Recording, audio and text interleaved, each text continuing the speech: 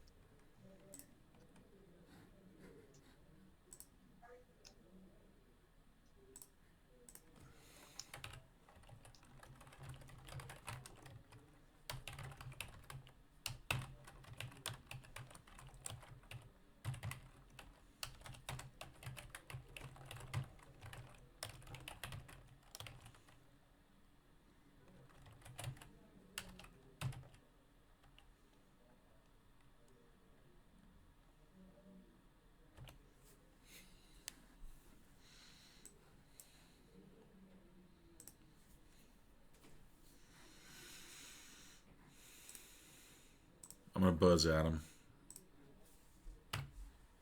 All right.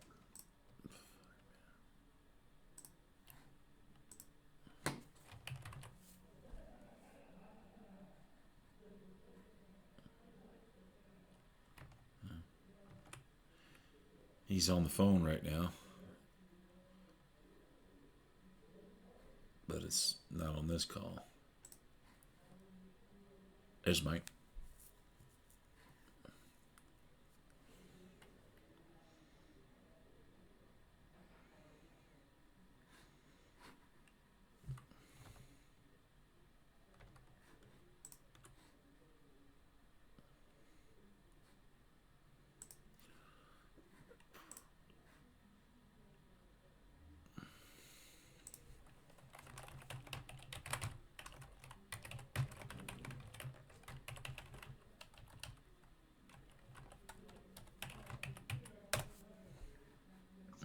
Looks like Mike's joining up right now.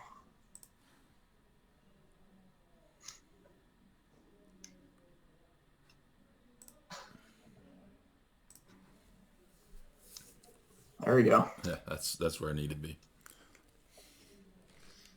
I think you're muted, but spending time at the golf course. That's where I need to be. Yeah, I hear you.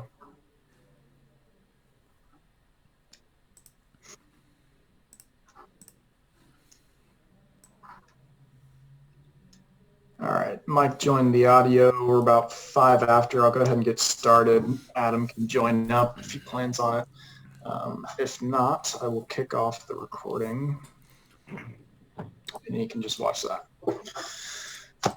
All right, so this afternoon, I want to start the discussion on pricing. So that includes charge codes, that includes manually pricing, that includes auto charges, that includes sales agreements and trade agreements, and how we can potentially leverage each one of those differently or in combination for whatever applies best to these different scenarios.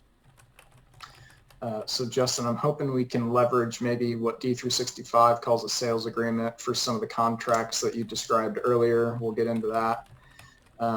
Troy, your trade agreement, price book, tiered pricing, we'll get into that.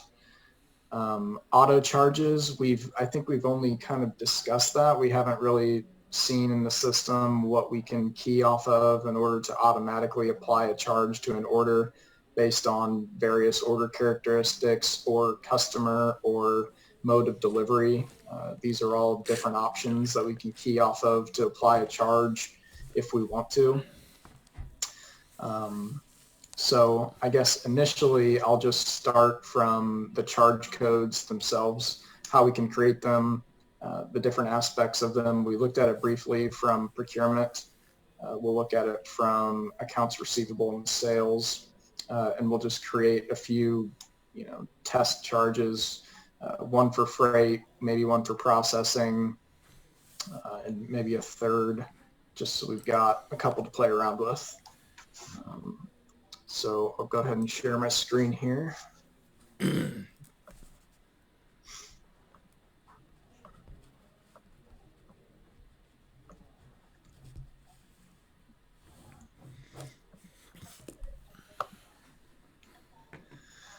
All right. So in order to access and create our charge codes, I'm going to go to modules, accounts receivable. We'll collapse these for now. Charges setup, and then charge code. And you'll see here, it looks exactly like what we saw on the procurement side. So the form is the same, but the charges can differ. So we see freight here, but if I went over to the purchasing charges, I wouldn't see freight there. So they are different tables.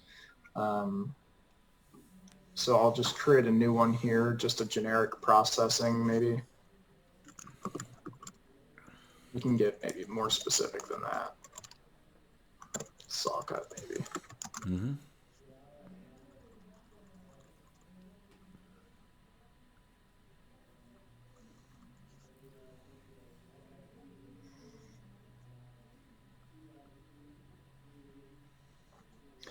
Troy, are there examples of charges that you would display on the acknowledgement separately, not included in the total price? Yeah, externally to the customer. Sometimes we could externally. We would have a charge maybe for Sharpie testing.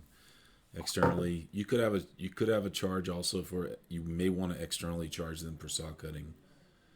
Generally, we don't externally charge them for that, but we do account for it internally. Right.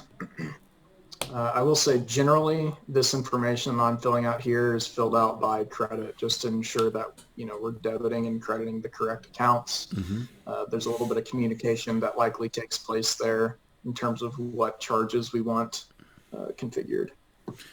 Yeah, like a Sharpie test will externally charge the customer on a line, mm-hmm. but in the background we have the vendor that we assign a PO to that connects to that line item. Right.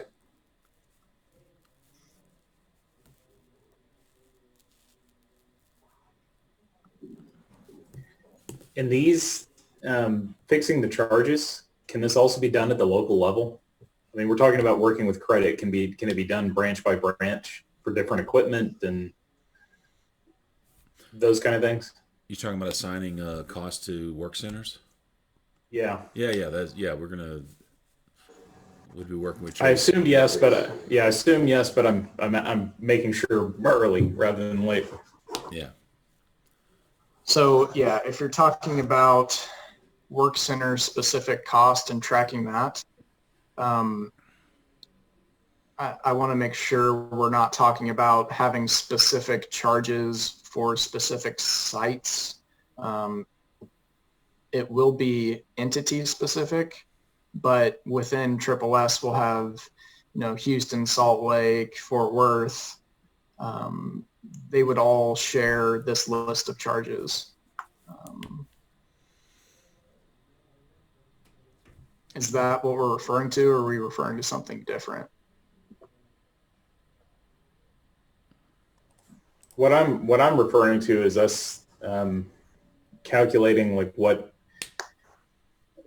our unique facility, what our time studies and labor costs are to doing saw cuts, and putting that in, charging that at the local level.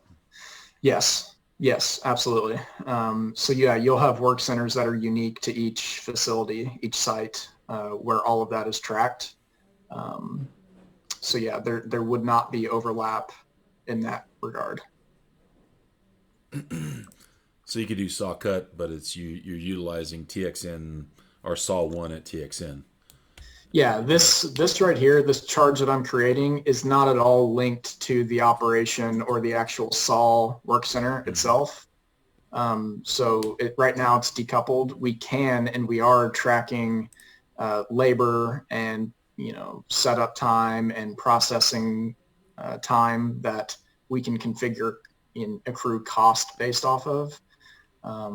This is just an example of if we were going to additionally charge externally or internally rolled up into our unit price for a specific process. We are, regardless if we apply a charge or not, we are accruing cost every time that we operate that saw.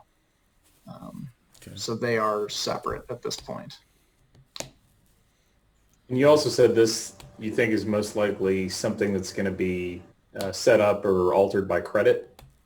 No. Just the accounts here that I'm filling out related to the charge. Okay, I mean, because the charges can be changed at the local level. In terms of the value, like what we are actually charging? Yes. Yep, absolutely. Okay. Yeah, so think of this as just the potential types of charges that I can apply, and then at a sales order level is where I'm going to actually determine what that value is. So how much we're going to charge for saw cutting, how much is our freight charge for this order. That part is not determined here. We're just creating the base charge.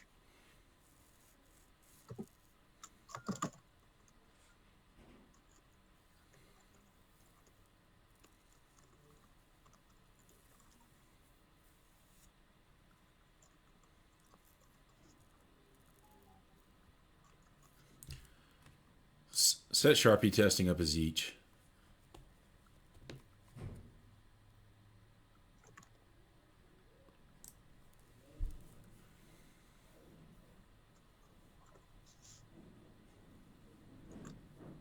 So when we're saying Sharpie testing, it would be a fixed charge at that point. We wouldn't say it would vary by hundredweight or. No, it wouldn't vary. Yeah, I guess we're saying per piece here. Yeah, per heat number. You'll charge someone for a Sharpie test. You could have 5 beams you're selling, but only 2 heats. So you would be charging for two Sharpies. So when you do that, and we can get to this as we add it on the sales order, but just as you mentioned that, how is that total charge amount getting input onto the sales order? You understand up front that there's 2 heats here, so I'm going to double the charge that I was going to cost or that I was going to apply? Or are we saying somehow the system recognizes there's 2 heats there and it's doubling that charge? No, the system doesn't recognize it. Okay. I could share with you for a split second and show you just in 10 seconds, like what we Sure. what it looks like on our end. So this would be a line where we're selling material. Forget that this is 2 pieces, but we do an other charge, which would be a Sharpie. And then we may say that it's $150 each. And, well, that's not going to, on this one, if it was 2 of them, I would actually end up doing a lot. But generally, it's $150 each. Usually your test is for 1 piece that you're doing. So if it was just 1 piece, that's how we would charge the customer. Externally, they would get billed for this, and they'd have a separate line that showed them Sharpie test as external charge. But if I had 5 beams, I probably would do 5 beams and do a lot charge, and note in the description on the line the 2 or 3 heats that were actually Sharpie tested. So when you say lot charge, it's just a total amount charged, and in the notes we're saying this is for 3 heats. Yeah. So if I was charged, if this was really for 3 different Sharpies. Yep. Our only problem, if I go lot, then if we ship only 2 of the 5 pieces and we back order 3 and we reship again, I actually end up invoicing the customer twice for this. So there's some pitfalls in it when you do any kind of lot charge for a customer. So anyway, But if it was just one for one, you would do a like this externally, so the customer's getting charged for the material and a Sharpie charge. And then in the background, I will assign the vendor and the vendor that I'm going to be using. That's going to charge me $125, say, to do the Sharpie. Got it.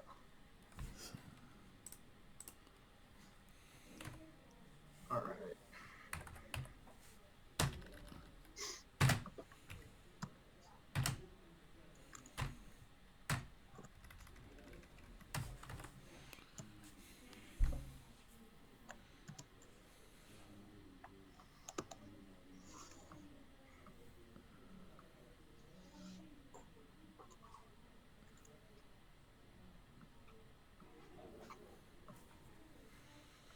All right, so we'll use these charges for now.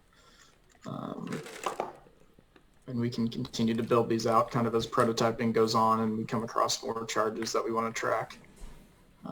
So like I said, this is just the creation of that charge. There is no value behind these yet. We will apply those in different ways, either on the sales order or via auto charge. So just keep that in mind. So I guess we can first just take a look at where we can add these charges on our quote as we go through our quote creation process. So I'll start with all quotes here.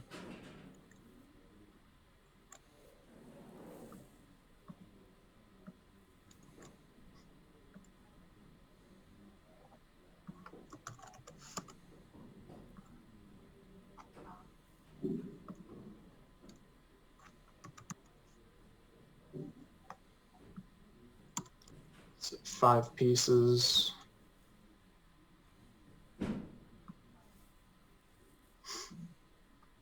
I go down here to price and discounts. And here's where I can add my various charges here. Okay, so as I continue to build out those charge codes, I will be able to select from that list here. So we'll say freight. It can be fixed, quantity-based, percent, proportional. I think we're going to say quantity-based based on what I've seen in your examples, Troy. Are you $1.50 per Go ahead. So on freight, we normally have it on the header of our order, and then that applies the freight to all the lines. Do you have to apply? Do you have to apply these individually? No, Okay. You can apply that at the header level. When you say it then gets applied to each line, is it just totaling that, or if you select the line, it's actually there on the line level? It's there on the line level. You can see the breakdown. Yep. So if it's $1 hundredweight on the header, you'll see $1 hundredweight on the header on each line, included. So in that case, I'll go to maintain charges at the top here. Quotation, maintain charges. Add my freight.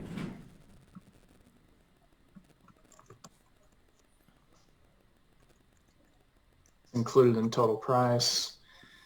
Save it. And then let's say we've got 10 lines here. I need to allocate that charge to each line. And I allocate that and it would blow it on to every single line, and you see that here. Okay.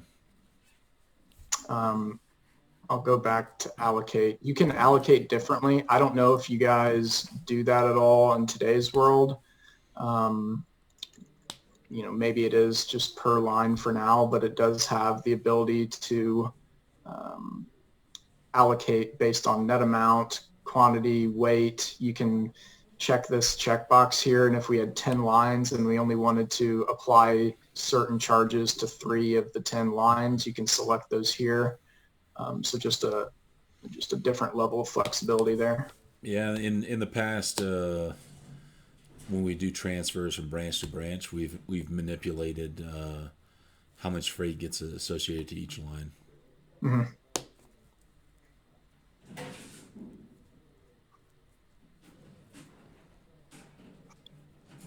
All right, so go ahead and send this. Actually, let me add a unit price here.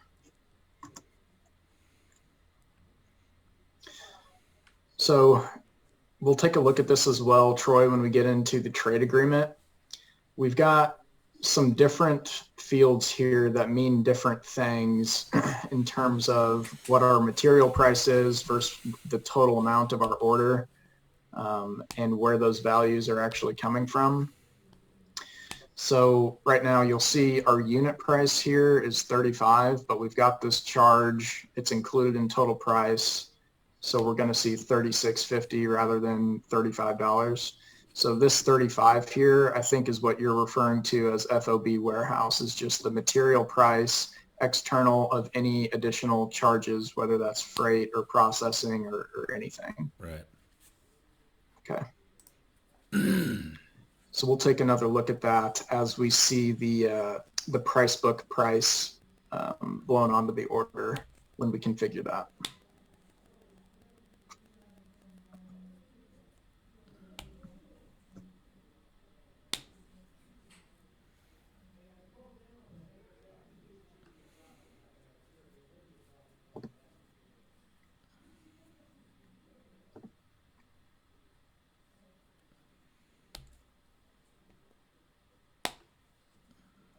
So I just wanted to pull this up because since we did include it in total price, it just shows that it's not going to display that on the quotation itself. It's just, like I said, rolled up here into our total price.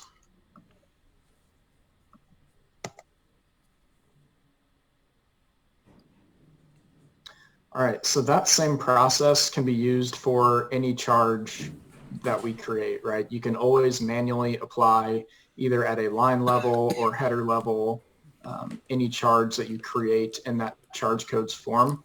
I think the next kind of level here would be to look into auto charges and what we could potentially key off of in order to have a charge added to our sales order automatically.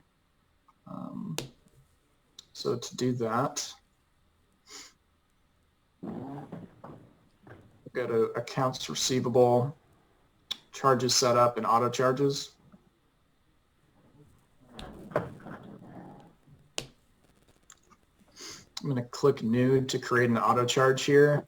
And then there are a lot of fields here that we could potentially key off of. So I'll hit on maybe some of the most popular here. This account code, think of it as a different category or customer. So if we say all, we're saying this is for all customers. Or if we say group, this would be customer group, which we don't have configured currently. Or table, we could select individual customers. So there's 3 different flavors there: all, group, or individual. And you can see how you could potentially build upon that, right? So if we've got group, we could have potentially an auto charge for every single customer group that we're discussing here. Or you could tier it again based on group and item, or group and mode of delivery, or individual and mode of delivery, right? You get the point. It's very configurable. So additionally, from customer and those 3 categories, you get into item detail.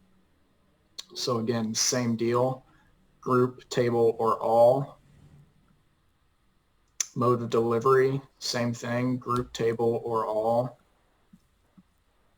So let's say if we're using our truck for deliveries, we're going to upcharge, X amount. If we wanted to do that, we could specify that here as an auto charge, and that would populate on any quote or sales order that's created with our truck as a mode of delivery. Well, if we had a table in the background when we're talking about having all our freight rates, say it's local for Houston, whatever, and it's for a 18-wheeler truckload, and it's, I don't know, I'm just throwing a number out, dollar a hundredweight. Mhm. That when you do the quote for that zip code and it's assigned to 18-wheeler, it would go and find, because of the zip code, an 18-wheeler, it populate in dollar a hundredweight. Either populate a dollar a hundredweight in, or $65, whichever is greater. Once you end up doing the whole Right. quote, is that a possibility?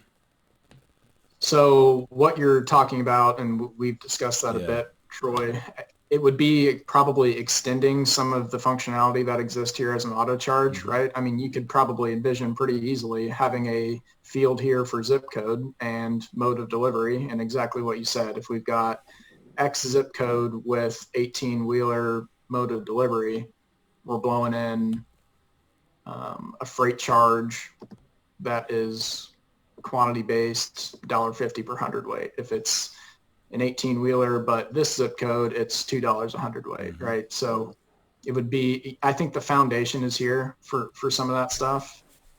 Just some, what's missing from here is the zip code and then the tolerance, whichever's greater, Right. right? Okay. So, you can probably envision how we could do that. Right. So, I'll continue on. So again, form shape, it can get down to angle, channel, flat bar, wide flange, plate, right? Grade, and any combination of that. Dimensional, so between 4 inches and 6 inches on the first leg, you can do that as well. And then the from and to amount, so the quantity range of that specific line, right? So 0 to 50 pieces, we're charging them X. 50 to 100, we're charging them Y. Layer in a customer category in here, so 0 to 50 for an A customer is X, 0 to 50 for a B customer is Y. All of those are possible here. It's just a matter of configuring each line in order to kind of facilitate what we want here. Do you guys currently have the concept of a auto charge? It didn't sound like it really from our requirements gathering, but could you see I understand leveraging this even without, Troy, the zip code for freight? I'd love to be able to leverage the freight rates for different zip codes, Yeah. because that way, regardless of what, like Paul sets a number for in Houston, if it's $36 a hundredweight plus if the market's 37 local, they'll deliver the Houston market 37. But if it's $2 freight going to Louisiana, then they'll theoretically be quoting 38, and then they'll be adjusting their price off of those freight rates. Then we'll understand ultimately FOB warehouse what we're selling our steel for versus what price book we have FOB warehouse. I have the same here. I've got varied freight rates going east and west and local, and it would. And when he's talking about the minimum is important too for keeping some salespeople in check and not just shipping stuff out the door without accounting for freight. So yeah, I mean, I can see other instances where I could still use this functionality for some other things, but the freight is that's huge for us. Yeah. Okay. And yeah, I mean, it's definitely in our backlog. So, it's just a matter of when we can allocate the right amount of time in order to make that mod. I think right now it's not in scope for the initial go live, but again, that's not to say that it's never going to be available as we kind of continue on with our facilities and our go lives.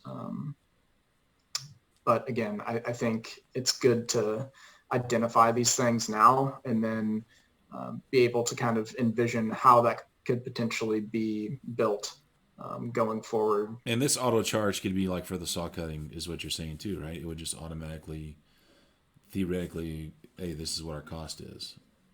to socket this?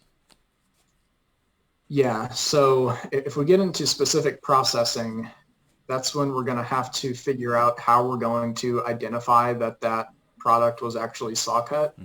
And I think that's why the MTO wizard is built on cost plus pricing, because we're tracking that cost at an operation level.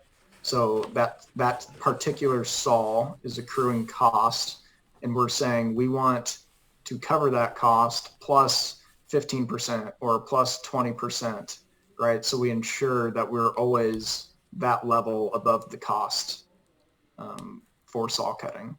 So the cost plus pricing is different than this auto charge, but let's say we had, and we're tracking galvanized as a condition, and every galvanized product, you know, this may or may not be the case, but every galvanized product condition equals galvanizing means we're going to outside process, we're going to send it to an OP for galvanizing, and we can identify that here as a condition and apply a charge based on that. That would be an example of, you know, of what we would have to key off of. So unless we can identify at a product or customer level that saw cutting is taking place, it likely will not be able to be automatically applied.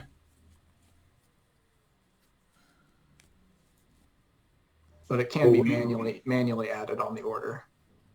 Well, when we've seen like the quote setups and the order setups for saw cutting, so we identify there that something's being done.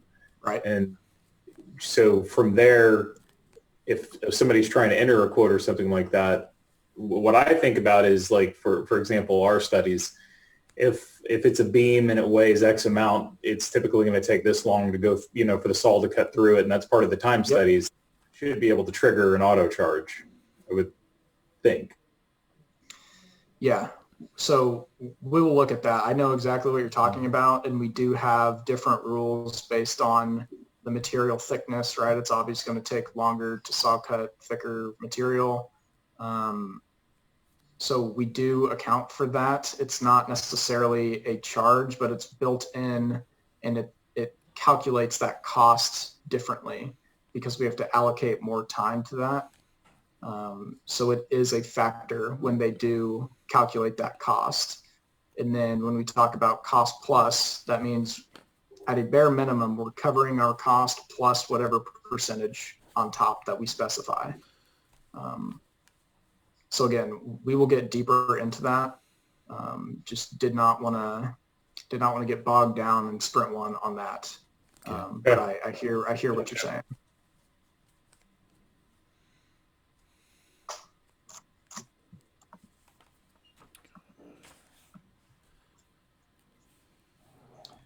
Any questions about auto charges for the time being? No.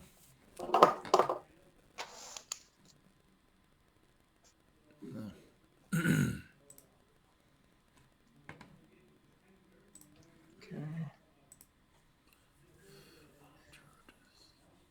All right, let's switch gears here. Next, let's talk about sales agreements. So the sales agreements is going to translate to what I've heard referred to as a blanket order. So I'll go to sales and marketing, collapse this, sales agreements, and I'll create a new agreement here.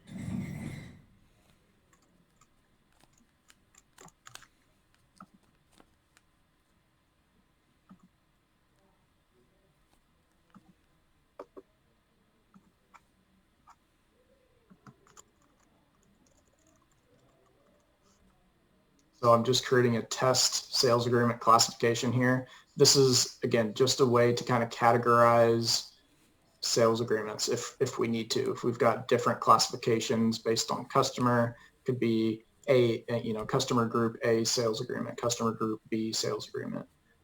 So that's just what I'm doing here.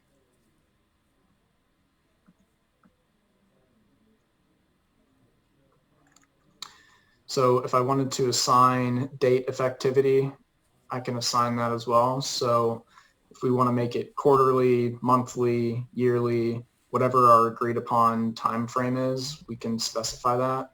It doesn't need to have an expiration date.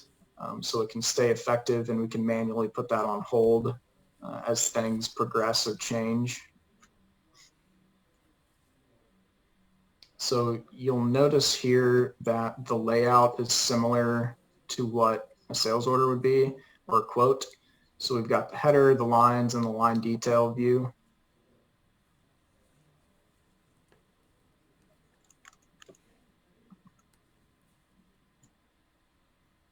So if I add my line here, you'll notice the quick search does not exist here.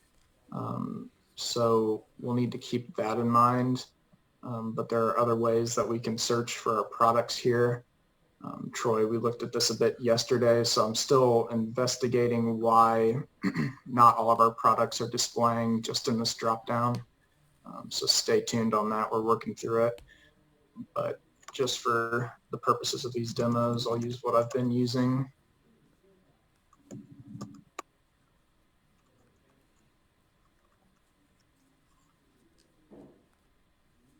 So again, I'm just filling out the agreed upon material and quantity.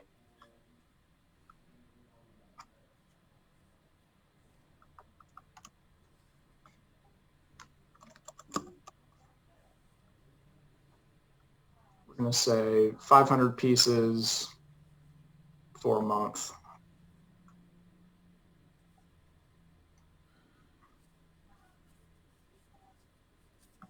And we'll say, based on negotiation, we're going to agree to, I don't know what would be a representative example here, but $30 per hundredweight for 1 month at an agreed upon 500 pieces that we can individually release from the sales agreement.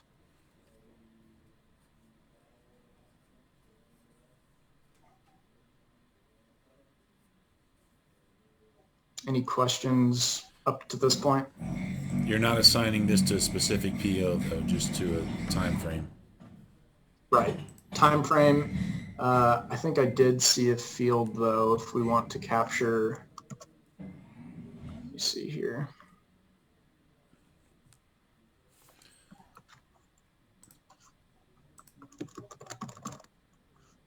Yeah. So we could store that here and reference it as well. So sales agreement's not a sales order. A sales agreement is basically a statement. Look, I'm willing to sell you these products over the next 1 month, 2 months, 3 months, and here's the 10 line items, and here are the prices I'll sell it to you. And then this allows you to track how much you're using, that they're consuming. Yes, and I'll show you how we can release sales orders directly from this agreement, and then those releases are tracked in total up here in the fulfillment section as well. Okay.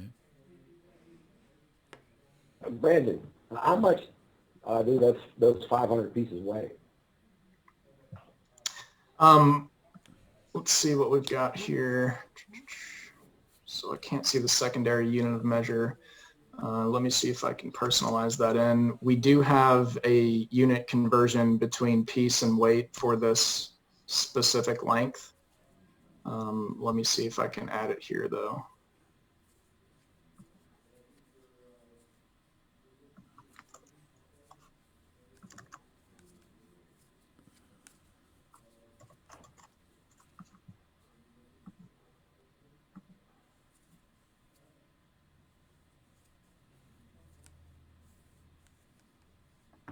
Would it be more accurate to agree upon a weight as an agreement?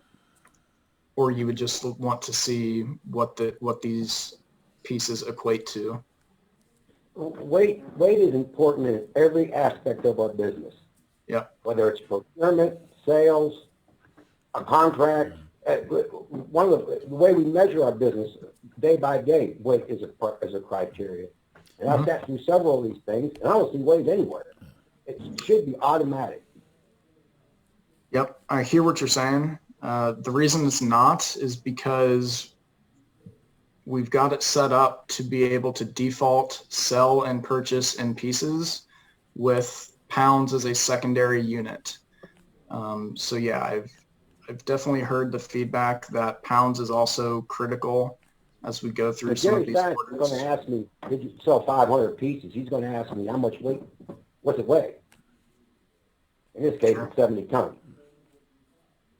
Sure. We'll get there. But I talked to Jeff even on POs. If we accidentally fat finger something and I'm booking a PO I wanted to book a PO for 100 tons, but I fat fingered a couple of line items and it was actually 1,000 tons, I can't see that. Even when currently the way we're set up when I generate whether I generate a sales order or PO, I don't visually see that right now. Right. I would say, yeah. So there are ways to see it, but it's not, as available as it's not directly next to this quantity, right? Right. So I hear what you're saying. But it could require a change order then, or we could possibly customize that if that's Right. if that's what we need. If we're saying that that's absolutely critical, I have no problem with it, right? I want to be able to provide what you guys need. We just need to be able to document that as early as possible and get that decided upon now, so we've got time to develop that prior to go live. Gotcha. And that's the point of some of these prototyping sessions and why we're addressing some of these core features early on, right? Like if we didn't find this out until 3 months down the road, we're going live in a month. So that's kind of the point of this stuff. So, we will circle back on everything that we discuss here. And if a change order is required, then that's the route we'll go. Okay.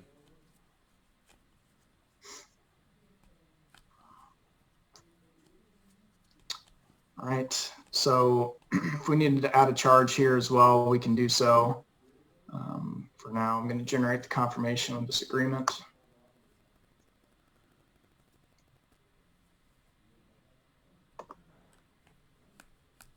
You'll see that status just updated to effective. I can move this to on hold if for whatever reason something changes. That's a possibility here. But we talked about, managing multiple releases directly from this blanket order. So in order to do that, I'll come up here to release order. Now that release, did we submit it to the customer? Did we just do that? Yeah, sorry. So when I confirmed that would have sent the acknowledgement or the contract to the customer. Yep. And then if we want to get that contract back from the customer signed that they agree to it, and we want to attach it to this agreement, we can do that, right? Correct. Yep. Okay. Yep. And if you wanted to go back and look at if we had to make changes and then reconfirm it, we can come up here to related information and track each of our confirmations separately. Okay. If we wanted to. So we do have the history there as well.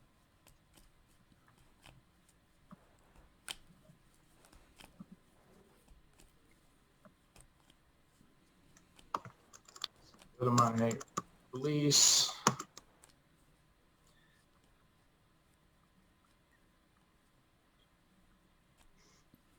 It's going to store my customer PO here.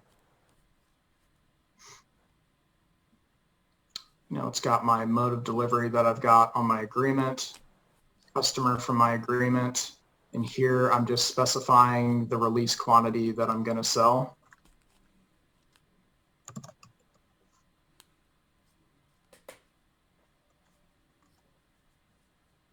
Say 20 pieces, create.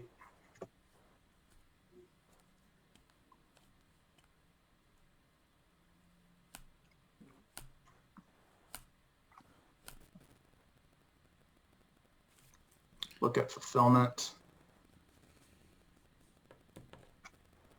And I can see that 20 pieces have been released there. You just created an order for that, correct?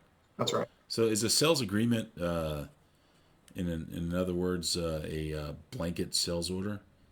Yes, and then in your world, blanket order. You just do releases on it as we're shipping material for the customer? That's right. Okay. All right. Can it say blanket order instead of sales agreement? Huh? Say that again. Can it say blanket order as opposed to sales agreement? See, we've got people that are going to be in this system with varying IQs, and I was told in the introduction this was going to be, we weren't trying to recreate spell plan. Mm-hmm. We were going to try and use as much of the same nomenclature, as much of the same terminology to make the switch as smooth as possible. Yep. I see sales agreement where everybody's used to seeing blanket order. I like the concept of this. I can see where it's going to be same steps as opposed to what spell plan does, but just something, I mean, it's just going to be one more thing for them to get used to. Somewhere here I saw the word commodity also at the top of one of these boxes. Can't it just say material? Geez, we got people who know commodity from anything. Yeah. Material they know. Yeah. So I hear what you're saying.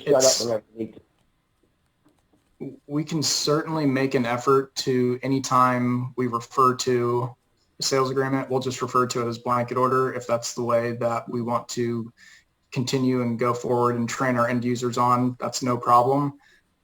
We can't just go ahead and change these labels within the system without, without changing that at a code level.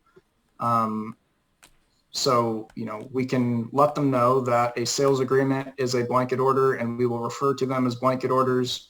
However, they're still going to see the label sales agreement in the system, again, unless we want to change that down the road, which is fine. Again, any changes that we think are extremely critical and will help improve the way that we operate, I want to make it clear that we will do those as long as it's agreed upon by the business. That's the goal. So, look, Brandon, there's a reason I was never invited to any of these things before. So, if Troy and Justin they say it's not that big a deal, it's just me spouting off, that's fine.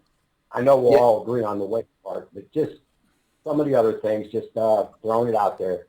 Troy and Justin. Yeah, of course. I'm with you, Paul. Yeah, it's no doubt, right? It's going to be a huge change. So anywhere where we can add just a level of familiarity is going to be beneficial. I completely agree with you. It's just a balance, right? We got to balance what changes are most critical that we can get done by October 1. And that's not to say if we don't have this as a blanket order by October 1, that it's not going to be there in the next 2 go lives, right? So we're going to continue to make improvements as we go. So just keep that in mind as well. It's all based on prioritization and the timeline that we're working off of. But I've seen some pretty incredible stuff happen in terms of modifications. So things can improve, very quickly if we are able to allocate the time to it. I had a question about the sales agreement. We were talking earlier about like the customer I have that we'd hold the pricing for and all these kind of things. In the sales agreement, this material is actually reserved. It's allocated. Yep. Okay.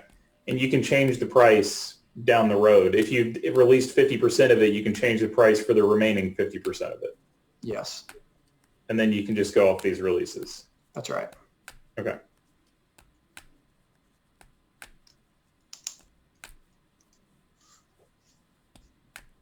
Just taking Brandon, if those 500 pieces weren't in stock, you had to go buy them. Would you tie this sales agreement to an inbound purchase order? I would have to look to see how that marking works specifically. I will get back to you on that. I don't know off the top of my head if it would be truly marked here. And it also depends on how we're going to go about the process of reservation. Right now, we've got it as automatic, but that can change as well. Well, in this sales agreement, you would come up, you would put 500 in, and it goes, look, you don't have 500 pieces, so where are you going to get it from? Buy it. You may want to book 200 against your inventory and 300 against a PO. Right. Do that. Yeah, we need to be able to do that, and I need to also account for what our freight is too in these sales agreements. Oh yeah. That's right. We were able to. Yeah. Basically, I understand. Sales agreements is blanket PO. We have to be able to lock up material, whether it's our inventory or it's against a purchase order. I agree. I will add that here, and I'll configure some of those examples for us, and we'll roll through those as well. Okay.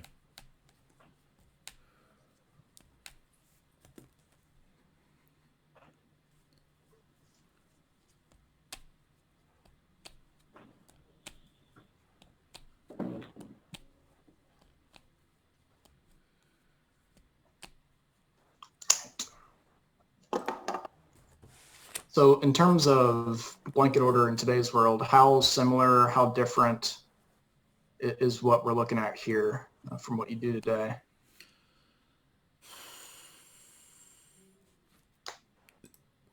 I really don't use blanket orders because the reservations don't work properly when you do a release. Okay. It works right. It works for purchase orders, but not for sales orders. That's right. But we would love to have the ability to book a blanket order like this for a big project and then do the releases as we go.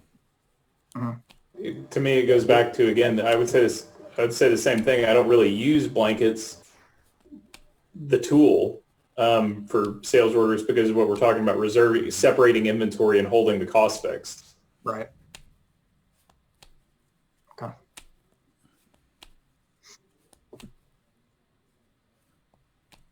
All right, so I'll mock up some examples with different reservation options, and we'll take a look at that.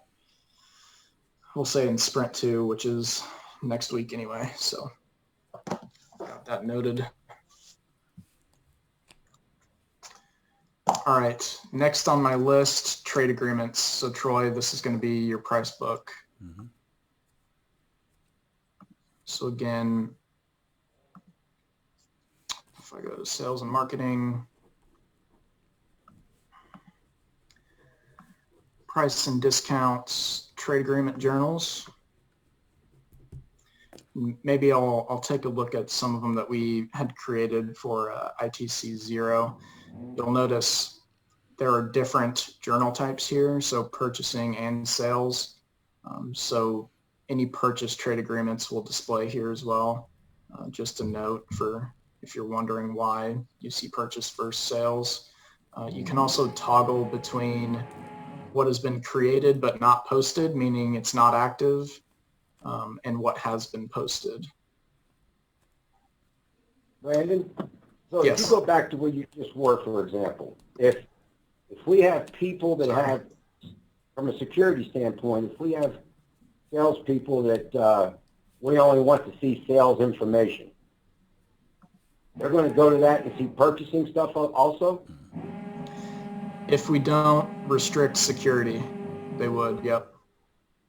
But so in other words, we can dictate who sees what. Yeah. That's right. Okay, thank you.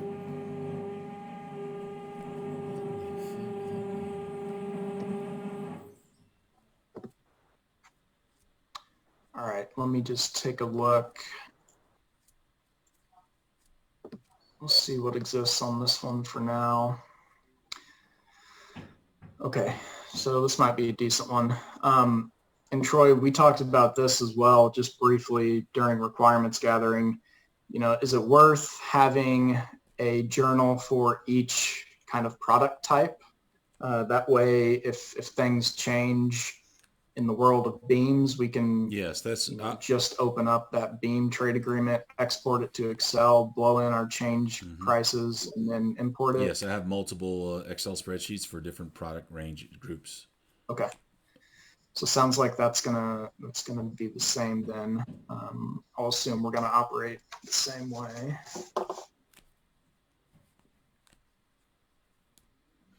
And sometimes we have multiple groups moving at the same time that we need to make adjustments on. But the different product managers, we go in and make our adjustments on beams, tubing, pipe. We're all in agreement, and we hit the button and we update. Got it.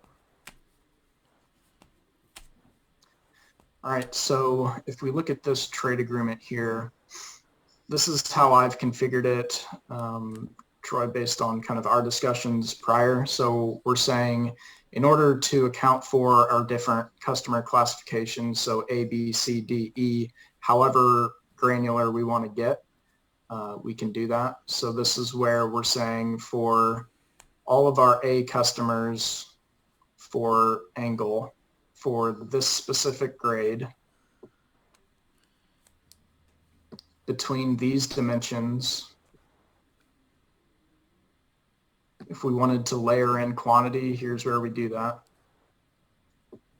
We're going to charge $40.25 per hundredweight for any sales quote or sales order where the line item meets that criteria.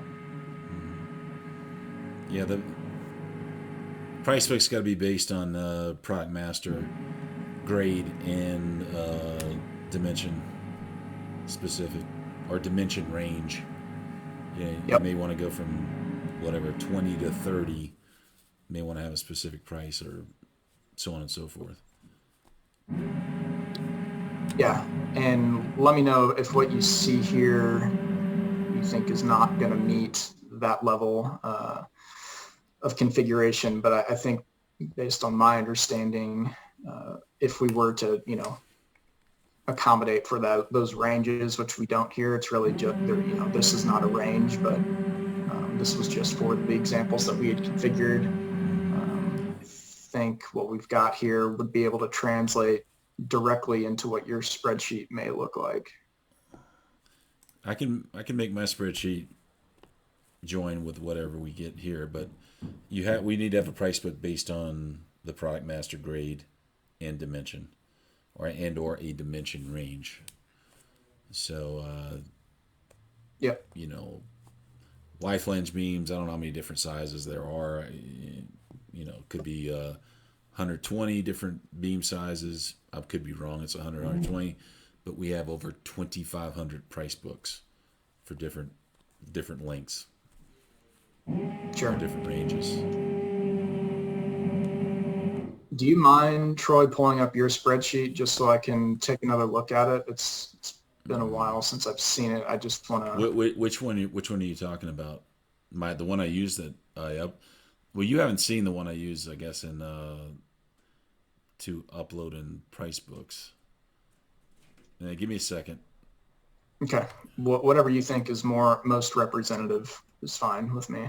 Well, maybe you and I will have to have an offline meeting to maybe go more in depth into this.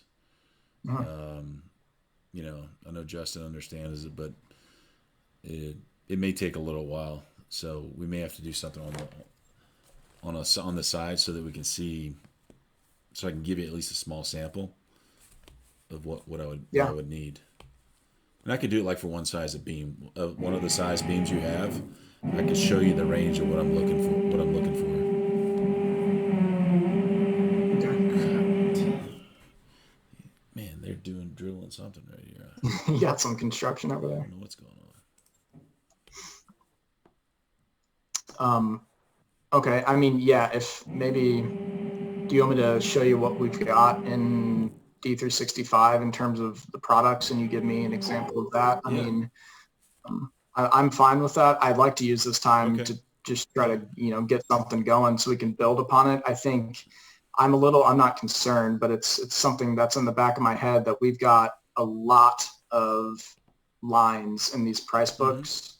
And I want to be able to build those out and start layering them into our prototyping and our testing. Right. So just to make sure. So the price book is going to hit on, how we have like for beams, we'll have standard lengths, 20, 25, 30, 35, 40, all the way to 65 and 5 increments. You want price books for those, but then you probably want, you potentially have odd length material that would need to hit a price book. But if I generally build my price books for my 5-foot increments, how do I get my price books on in between a range? We may have to, like I gave you one of the sizes, 12 by 14 or 12 by 16. Let me see if I'm trying to think. Let me pull up my regular. Go ahead. Go to a point where we can build like. Let's make it simple. Let's make it for angle. angle, like for 20-foot and 40-foot angles. And we have some bigger sizes that come in 50s and 60s in angles, but let's just go to like 3x3/4 angle. You may already have that one built in. Based on the list of material I sent you, all those product masters. Yeah. Did you input any of the angles